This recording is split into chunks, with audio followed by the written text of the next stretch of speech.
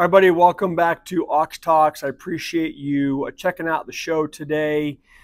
Thanks for supporting the channel. Please like, subscribe to the channel if you're not subscribed, and please share these videos with everybody you can think of, all of your social media, with family, friends, colleagues, coworkers, so we can keep obviously getting the word out to people, waking folks up about what is truly happening around this country economically. If you just check the stock market today, as I saw Dow's up over 500 points, you would think, well, maybe everything is fine. We look a little bit below the surface. A story is out just a little bit ago, a few minutes ago, on Zero Hedge about the failure of another trucking company in this country.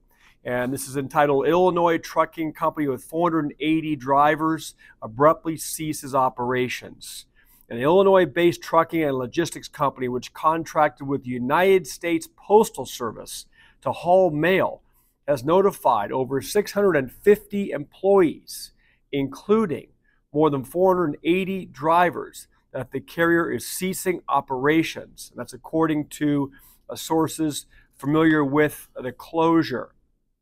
It says former truck drivers for Midwest Transport, Inc., MTI, headquartered in Robinson, Illinois, told FreightWaves that they received telephone calls from their regional managers late Thursday, notifying them that the trucking company was winding down operations. So, former truck drivers received calls from their regional managers, basically saying, you don't have a job anymore.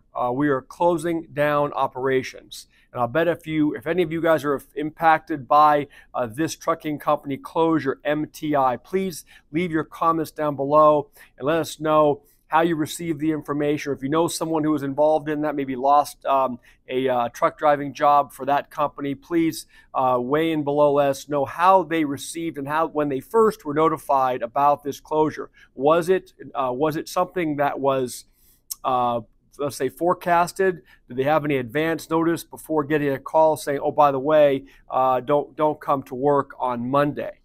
Now, I understand a lot of those truckers are independent contractors, but the point is that we have 450 people, 450 truckers, and 650 employees of this company. A lot of lives are impacted by this.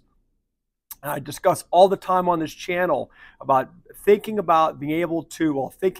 considering fortifying your revenue stream somehow with starting your own business, whether it's a side business or anything. So if you find yourself in this circumstance where literally you wake up one day and you do not have a job anymore, all right, and we're seeing the layoffs unfolding and accelerating across this country, it's not going to get any better, okay? So please consider that. Even if it's something small, don't go into debt. You don't have to go crazy, but maybe marshal your skill set doing something outside of your 9-to-5 job that would give you maybe even just a little bit of reprieve, an ability to pay bills and put food on the table if you find yourself in the unfortunate circumstance like these 450 or 650 employees did with this company. The story continues. As of publication on Friday, MTI has not issued a formal statement about what led to the closure. However, FreightWaves confirmed with some former senior managers and truck drivers who worked for the mail contractor that the company was ending operations. They did not want to be named in the article for fear of retaliation. According to an email sent to MTI employees and drivers about the closing late Friday, which was obtained by FreightWaves, the company stated that postal operations will complete all trips through the that began on Sunday, September 8th. All trips through the trips that began on Sunday, September 8th. Freight operations should be following the instructions from your load planners on returning. Terminal and office personnel will receive information and updates from your managers as we progress through the transition. Okay, it's not a transition, they're shutting down. MTI founded in 1980. Okay, so it's what? It's 30, almost 35 years old. Okay, it's almost 45 years old. operated key terminals in Greenup, Illinois, Harmony, Pennsylvania, Memphis, Tennessee, and 2 terminals in Tampa and Jacksonville, Florida, according to its website. MTI had over 480 drivers and 428 power units, according to the Federal Motor Carrier Safety Administration's SAFER website. So that's it's sad news for this freight company. Again, what you don't hear is any details.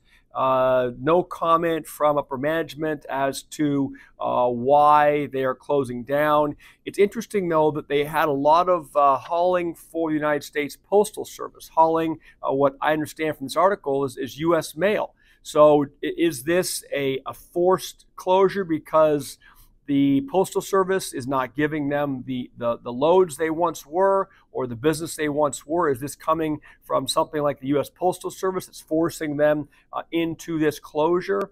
Or is it something else? Was it mismanagement? We just don't have all the details. So I'll keep you guys updated on this story. I thought it was important to bring to your attention. We've been hearing about a lot of trucking company casualties over the past year and a half or so, based upon the mere fact that the economy is slowing down, right? There are less loads to be hauled. There are less products to be transported from point A to point B because consumers just are not buying these goods like they once were, okay? So you do have a slowdown in the industry. But when I read an article like this, where this company was providing services and hauling services for the U.S. Postal Service to haul mail, that is concerning. We already know the U.S. Postal Service is on borrowed time. It's antiquated. It runs at substantial deficits. I did a video on that many months ago, and so let's see how this impacts the industry as a whole. Let's see if the U.S. Postal Service comes out and acknowledges any kind of slowdown on their end. I mean, people at this point now are really having problem even affording postage. We know of shared stories as well on the shows here about UPS slowing down, about Federal Express slowing down. People just aren't even able to go, and how the certified mail in the U.S. Postal Service is slowing down, overnight mail. People can't afford to send things overnight anymore, okay? They can't afford to package things up and send stuff to loved ones like they once did over the holidays or for birthdays or graduation or whatever it is. I know that sounds, it sounds ugly, but that's the reality of what's happening. That's why these companies are all slowing down, okay? We know that the price of stamps, go back and look at the price of stamps, the increase of price of stamps over the years, U.S. postal stamps, okay, and how there's been a huge increase. I saw some article on that not too long ago, and it was kind of eye-opening, right? Because you don't think about it. It's only a couple cents here and there, but look at it over a period of time, what it used to cost to send a simple piece of mail just 5 or 10 years ago compared to what it costs now. So I won't go too long today. I got to start a deposition here in about 15 minutes on a real estate fraud case. Probably take me about 6 hours to get through that thing today. I'll update you guys on that case as well. And this was, I thought, very important today. All right. So with that being said, appreciate you guys once again. Please subscribe to my channel. We are growing the channel. We're going to continue to grow. Come out here and hopefully give you guys helpful information, not only economic information, but with my Stay Out of Court series that I'm doing and uploading episodes on that as well. So please go check those out. Talk to y'all soon, okay? Bye.